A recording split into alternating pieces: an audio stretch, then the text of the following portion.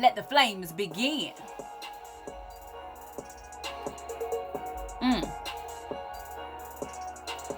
Play by the rules I write. Green light. Come on. And live my best life.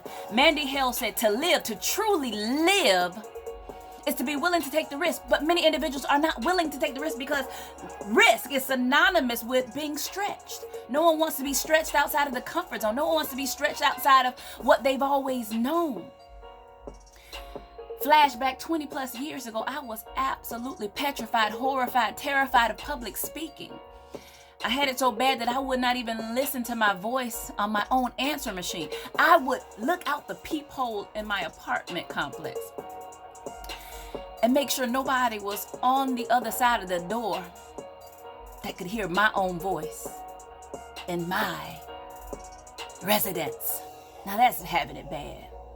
But I'm here to tell you that the what ifs and the if onlys are no match for your I must, I can, I will, bodacious belief. You gotta get outside of yourself because somebody is waiting to hear what you have to say. And this is what I teach clients every single week. I tell them that the power is in the practice. It's not in the theory. I've only had one public speaking class. I get up and do the work every single day. I speak in front of the mirror. I speak on my cell phone. I speak to people, radio, video, you name it. And the fear is always there. But as you build up your bodacious belief, it begins to lose its power. I'm reminded of a story where there was a young lady. She went to her mother and she was complaining about how hard, how difficult life was. It seems as if one problem, when it was resolved, another one arose.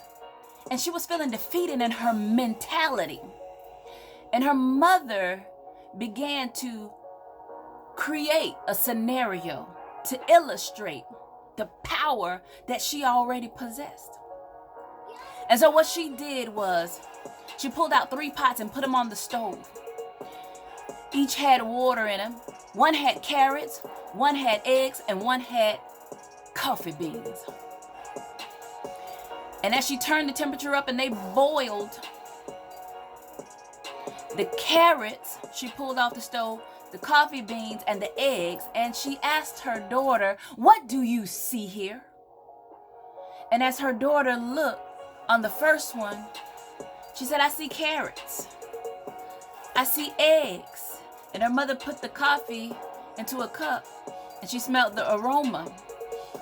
"I smell coffee." "Well, what does it mean, Mother?" She said, "The carrots went in that hot water hard, acting like they had it all together.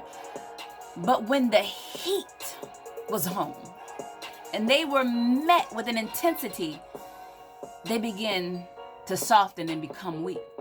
The egg was fluid on the inside, had a hard shell. Everybody thought this was the most resilient one. Surely it would be able to handle the heat, but it couldn't. It got upset, it got bitter with life, and became hard on the inside." Now, out of the 3, the coffee was the only one that changed the game. The coffee changed itself, and it changed its environment, its atmosphere. How do you handle adversity? How do you handle fear? How do you handle your insecurities? Because I'm here to tell you, either they're for me or they're against me, but it doesn't matter because I'm going to succeed. That's my mental determination. My barometer is set for success. I've lived life in failure. I've lived life in poverty. I've lived the worst of times. And I had to tell myself, I fight, not faint. I fight, not faint. I fight, not faint. And I remember when I was at my sickest and my brokest state, and I'm curled up like a fetus. And I said, you can be powerful or you can be pitiful, but you cannot be both. And so at your pivotal moment, at this crossroad, I just want to remind you that your what ifs and your if onlys are no match for your I can, I will, I must bodacious belief. Nobody has to believe but you. And when you believe, they will see and they will believe. So just keep believing out loud. It's green light. Go time. Play by the rules that you write. You don't have to live hostage to an old narrative.